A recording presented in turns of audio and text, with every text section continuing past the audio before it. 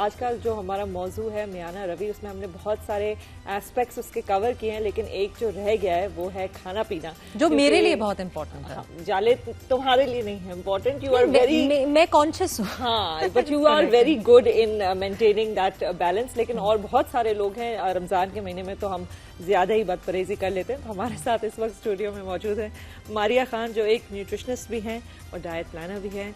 Welcome to our show. अस्सलाम वालेकुम। और हमारी टीम की तरफ से, हमारी तरफ से आपको रमजान मुबारक। अच्छा, पहली बात तो ये कि व्हाट हम जो खाते हैं उसमें से क्या क्या नेसेसरी नहीं है जिसका हमारे पे बुरा असर पड़ता है। सबसे पहले तो मैं इस तरह से बात करना स्टार्ट करूंगी कि हमें अपनी कैलोरीज पता होनी चाहिए कि एज डिफरेंस के हिसाब से हमें कैलोरीज कितनी इंटेक करनी चाहिए पर डे। अगर वो हमें पता होंगी तो फिर हम डाइट चार्ट अपना बैलेंस कर सकते हैं, या फिर हम अकॉर्डिंग टू आवर बॉडी हम उसको कंज्यूम कर सकते हैं। जैसे मैं आपके तवज्जो से बताती चलूँ कि 3000 कैलोरीज पर डे रिक्वायर्ड है मेल जेंडर्स को, और 2000 टू 500 कैलोरीज रिक्वायर्ड है एक फीमेल बॉडी को। अच्छा। तो उसके अंदर फिर हम उसको मेंटेन कर लेते हैं कि अब हमने कार्ब्स कितने लेने हैं, प्रोटीन कितना लेना है, कार्बोहाइड्रेट्स कितने लेने हैं।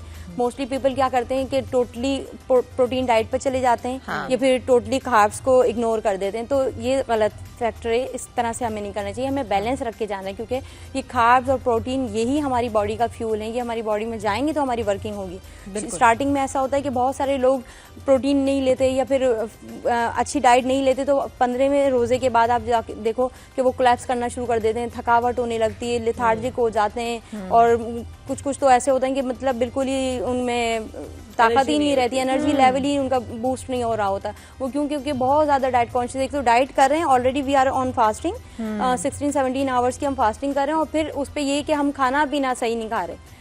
तो वो बैलेंस आपको लेके चलना है। बहुत सारे लोगों का कहना है कि पकोड़े नहीं खाने चाहिए, तो पकोड़े जो बेसन है वो क्या है, वो प्रोटीन है, वो दाल है, चना से बनता है ना। तो पकोड़े आप खाएं, लेकिन उसका ऑयल आप चेंज कर दें।